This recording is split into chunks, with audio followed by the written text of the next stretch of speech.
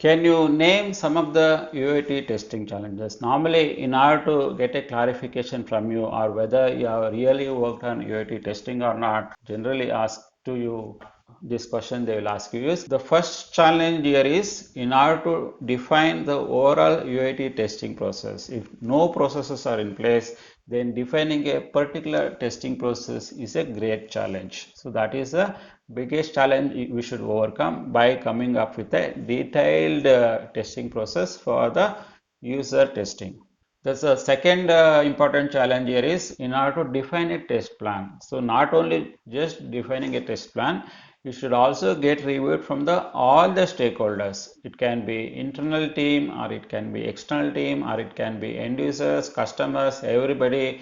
You should get a approval or sign off from the all the stakeholders for the UAT test plan. That itself a biggest challenge because communication gaps, communication challenges, lot many challenges we may find as part of this test plan creation and its approval processes. The third is you should clearly define who will be the UAT person, who is the person or who is completely owning the UAT, who are the project sponsors, who is the UAT team. You should clearly define an hierarchy organization who is going to perform all this UAT testing, what is their responsibilities, everything you should clearly define as part of this UAT test plan, UAT roles and responsibilities, everything you should clearly define. Otherwise, we will get into a bigger challenges. Then the fourth is we should have a good right UAT testing team. If you do not have a right testing team for UAT,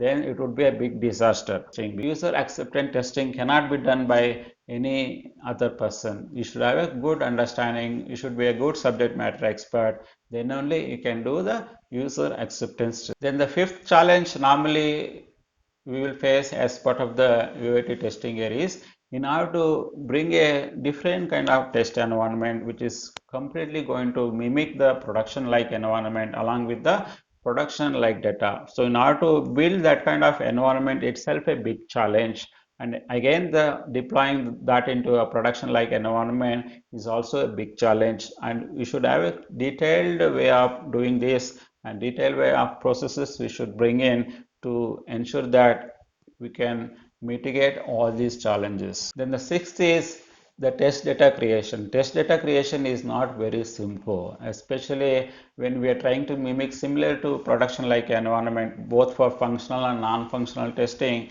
Then creating a right set of test data is also very much needed, and it requires a lot of discussions with a lot of the stakeholder to ensure we will have a right set of test data so that we can perform UAT very effectively. Seventh is you should also define UAT schedule. This is very crucial because UAT schedule and time planning is going to be dependent on the testing team as well. If integration testing, system testing, regression testings are not done as on time, your UAT schedule also and it will also get pushed further, and you will have a limited time to complete your UAT execution. Hence, you should plan well ahead, you should escalate to the stakeholders, you should bring all your concern in front of everybody so that you will have enough time to perform the UAT testing. So these are the some of the challenges which normally face when we are performing the user acceptance testing.